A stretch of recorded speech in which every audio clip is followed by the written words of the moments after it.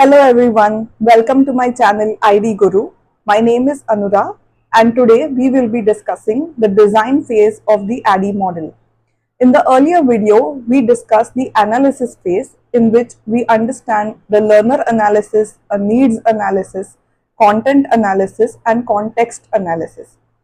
On the basis of this, we know that why are we creating this training, what all is to be covered, what is the background of the learner and the context in which they are going to be learning. There is one more important analysis that is pending which can be done in either one of the two phases. Either you do this while analyzing all of your learner data or you do this later on in the design phase but before starting storyboarding. I will explain it. So this is called task analysis. In task analysis, what you do is you take a thorough look at all the content that is provided to you. What you do is you simply segregate it. That is, see a bite-sized module. How much can you yourself remember? Try and think about it this way. So how much can you remember? Make your module that small, and also wherever there is a logical break, that is a mental break, where you can listen to this much and then pause. So you stop your module there. In this fashion, you divide all of the content. Once you have finished segregating it, you put them in order. That is, one after the other in a logical sequence. This is called task analysis. And also one more thing that you can do at this time is write a course level learning objective. Now what is a learning objective? It is basically an understanding of what the learner should be able to do at the end of the course. So this can be written using Bloom's taxonomy. Now Bloom's taxonomy was an older version. In today's time, we use revised Bloom's taxonomy. It tells you thinking levels and learning objectives which can be written for each of these. Now learning objectives are written using action verbs. All of this we will cover in detail in the later on videos. At this moment, what I am trying to explain is what all should be covered during the design phase. We will go through each of these step by step. So don't feel overwhelmed. We will cover all of this in detail. It is very logical and easy to understand. So as I was saying, in the task analysis, once you have segregated and aligned all of the content, what you do is now you come to the design phase. Now this is the most interesting phase for an ID. Why? Is because it helps you to open that door of creativity in your mind. What you can do is try and think whatever content comes to you, how can you help any learner? They can be from any background. How do you catch their attention and make sure that they enjoy learning? They should not feel bored. You know, you remember those teaching sessions or those classes in which you sat looking at the bell, wondering when is that going to ring? When can I go out? And when is this getting over? So you don't want your learners to think that way about your course. Am I right? So this way, think about what could be the best fit for your module. But before that, like I said, we have to write our learning objective. You must have written the course level learning objective. Now, for each module, you need to write a module level learning objective. That is, for every small module that you create, what should the learner be able to do at the end of the module? So these could be 2 to 3, like don't write n for each module, because that is telling you it is not bite-sized. If it was bite-sized, then you would not have around 5 to 10 learning objectives per module. If you are having 2 to 3 learning objectives, it is telling you that your segregation is correct and accurate. If you are feeling that no, I need to cover more, then this is not bite-sized, something is going wrong. You might want to go back to your analysis phase or to your task analysis and redo this bit. Maybe not redo, but at least tweak it. So once we have written learning objectives for each and every module, you go ahead and also do the assessment at this time only. This is easy. Why? Because assessment questions are mapped to each learning objective or LO. Here onwards, I will call it as LO. So all assessment questions are mapped to LOs. Why? Because they are created using action verbs. And these action verbs help us in writing the assessment questions. Assessment questions are used to actually evaluate whether the learner has understood what you were trying to teach. So they should be able to answer any question which is mapping to a particular LO. So once you have written your assessment questions, now you come to the actual content and you start the design.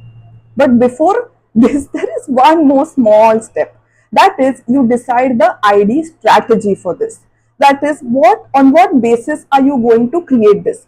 Do you remember that I had mentioned that there are different ways to teach content? So here, let me give you an example.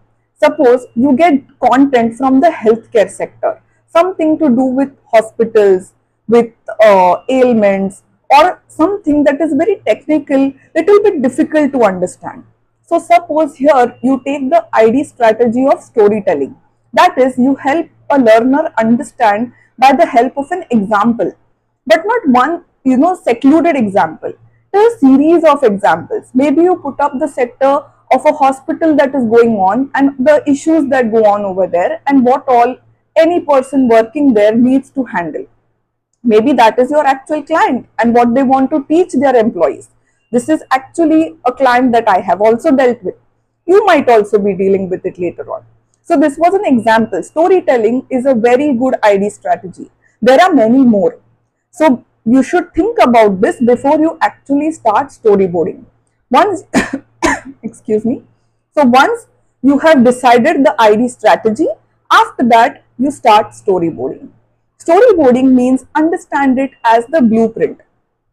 Do you know that architects create a blueprint based upon which engineers actually build the house? This is a very stereotypical example which any teacher will tell you with regards to storyboarding. I am also telling you the same thing. Why? Because this example is best fit.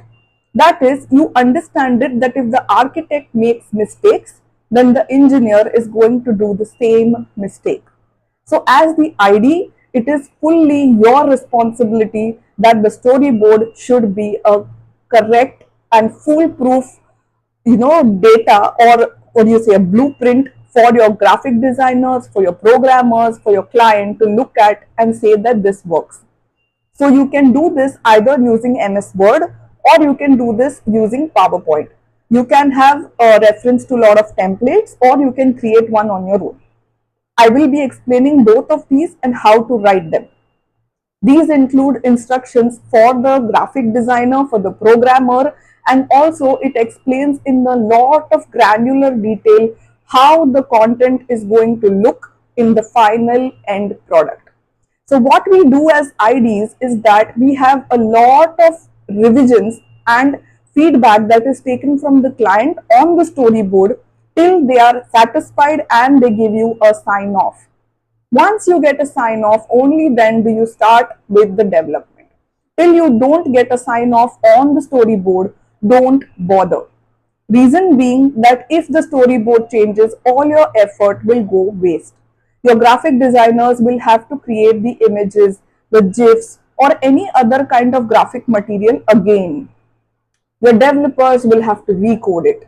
And what is worse is that you have an audio script in the storyboard.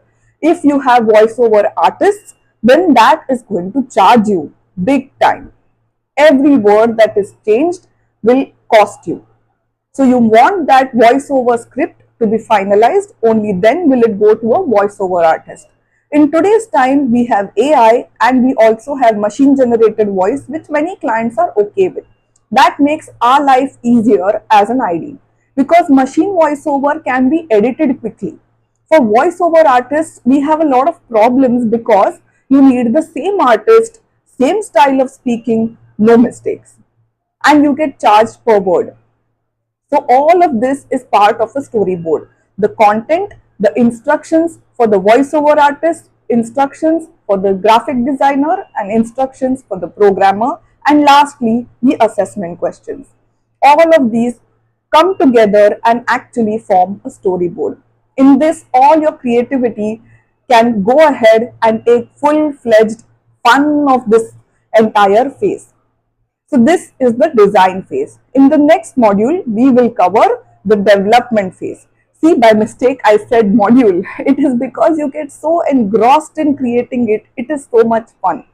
That is, you will also want to go and look at it once it is actually developed. So let's talk about the development phase in the next video. I hope you liked this.